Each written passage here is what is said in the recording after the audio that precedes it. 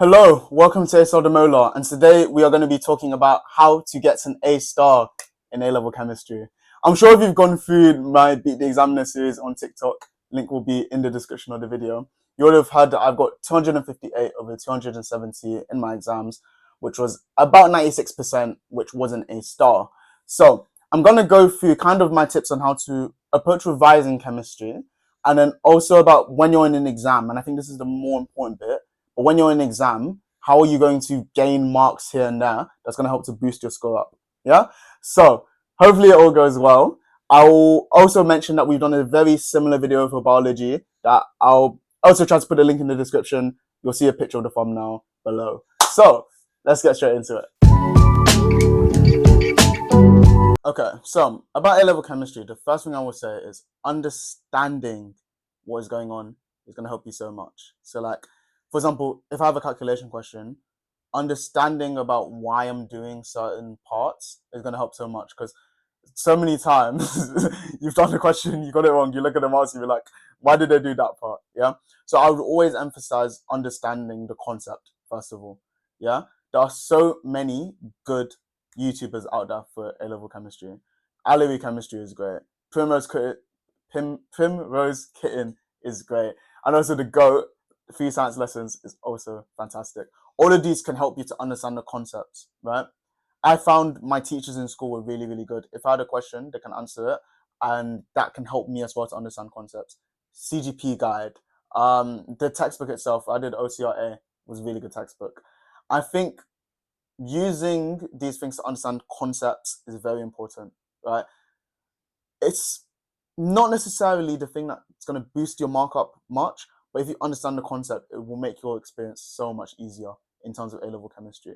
So I'm just going to mention that to start off with, and then we're going to get into kind of like hacks for the exam to kind of boost that score up. So I just wanted to mention that very briefly first and shout out all of those great resources as well. Question banks as well, we'll say physics and maths tutor and Dalton chemistry. Really, really good resources as well if you want to do practice questions. But let's get into the exam tips now. Okay, let's talk about, first of all, outside of the exam, right? I'm sure if you're doing your A-level chemistry and you want to get a really good score, you're going to be doing past paper questions, right? We're going to get more into that later. But what I will say is, how are you really going to use that to help learn?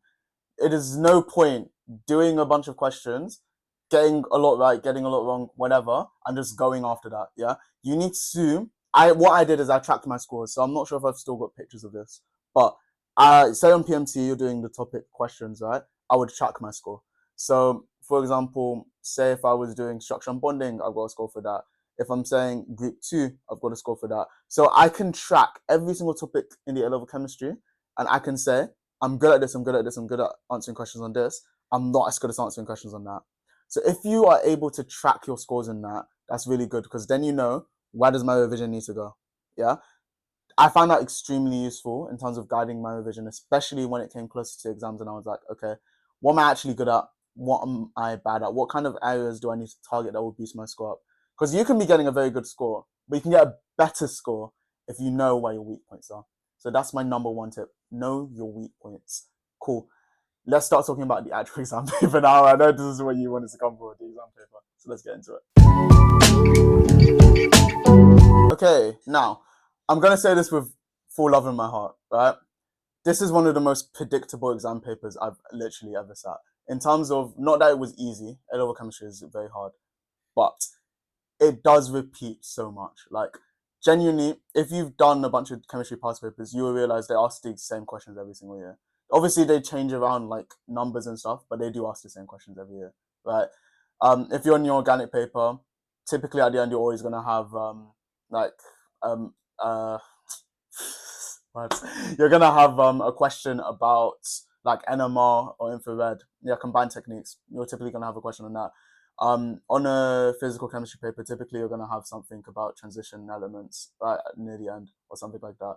You'll have questions on electric potentials, blah blah blah. They do ask the same questions every single year. So knowing what questions are gonna come up is going to get you so much marks. If you've seen the questions, you've understood how to do the questions, and obviously mistakes happen, but basically doing past papers helps you to know exactly what to expect on that exam. right? So let's talk about the different forms of questions that you get in an A-level chemistry exam. I've got it like that, so that's why I'm looking to the side. But calculations. Now, calculations, first things first, you need to know what you have to do, right? That's literally number one.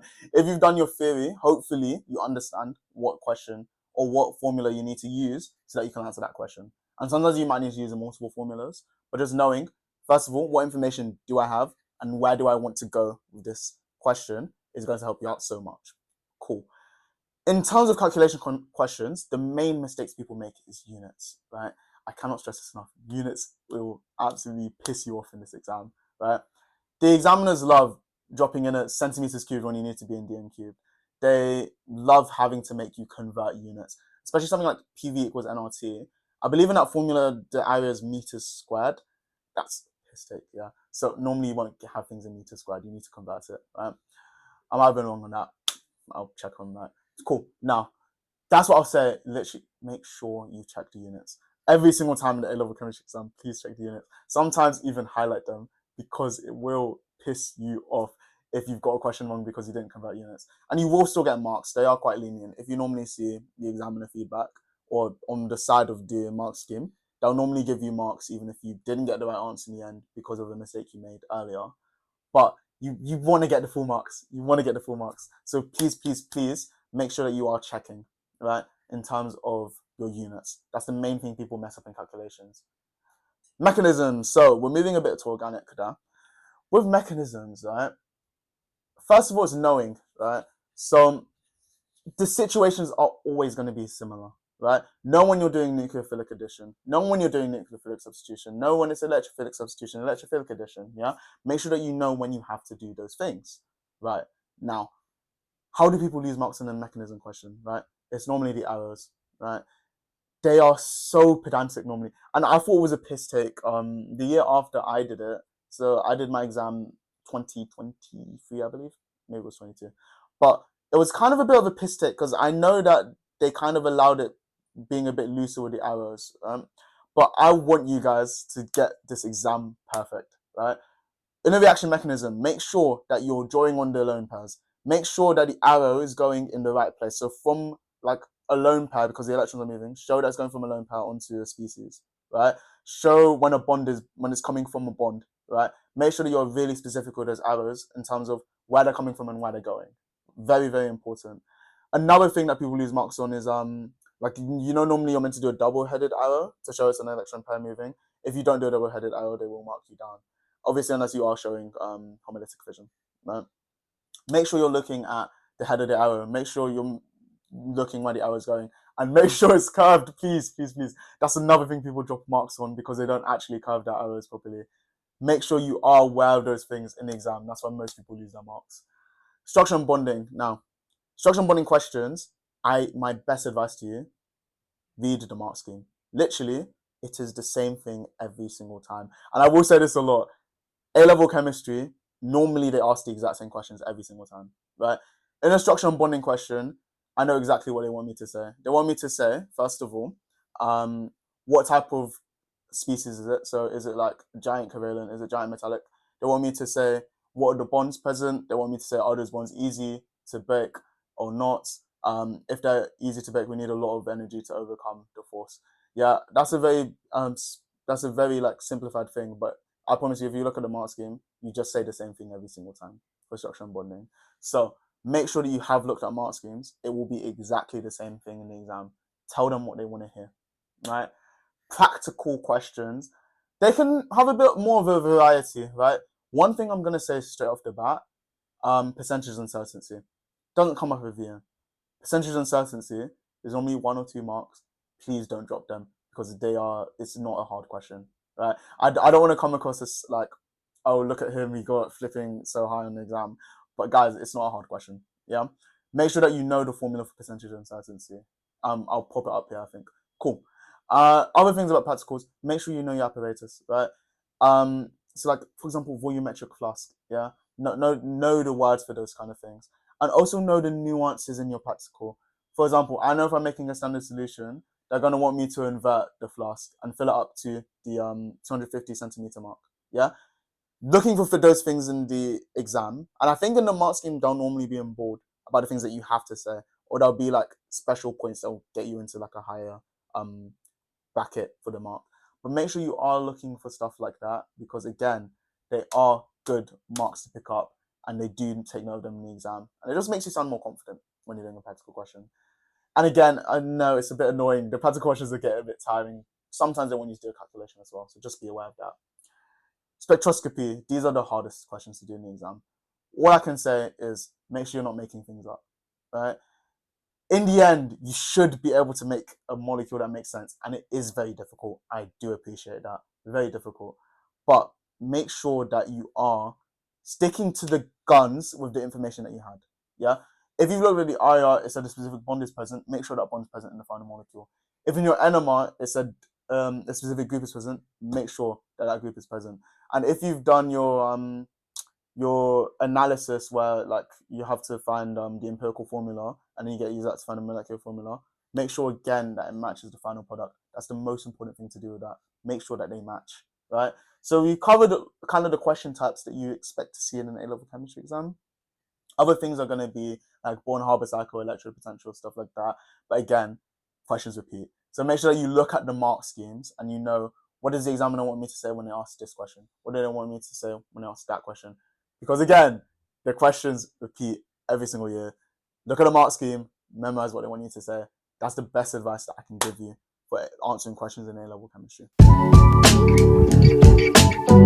Okay, and I just wanted to also add tiny things that a lot of people forget, and it loses their marks in A-level chemistry. Cool. So significant figures, right, typically go to the same amount that's in the question stem. So if the question stem has 3 significant figures, go to 3 significant figures. If it says in bold, answer in 2 significant figures, please answer in 2 significant figures, right? That's the main reason why a lot of people lose marks. Units is another one, right? Especially like when you're in topic 5 and you do like rate constants and you need to get the value of K, please work out the units correctly. It happens with KC as well. Make sure that you get the units correct. Yeah. That's another way people lose marks. Another way is state symbols. Yeah.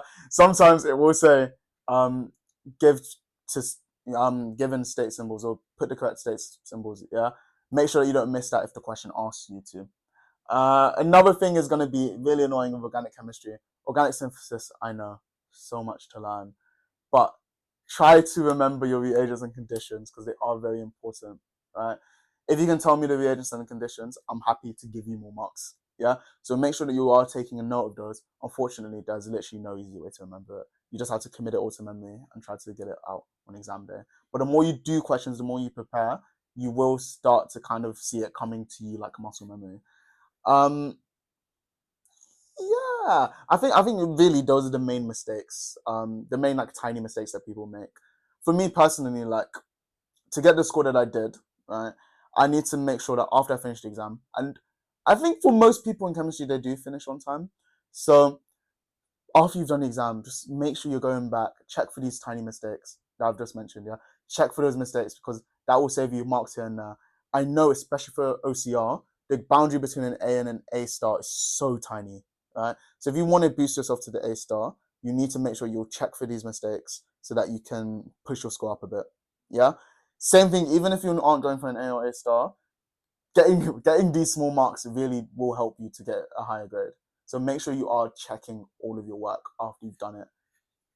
Hope that helps. I really hope I haven't bashed people, but yeah, genuinely hope that's helped. Very important to make sure you're checking for these tiny things, because it will boost your score up. Okay, and we are calling a wrap on this video. So I will emphasize, A-level chemistry is such a difficult A-level. It's very notorious for that for a reason. Yeah.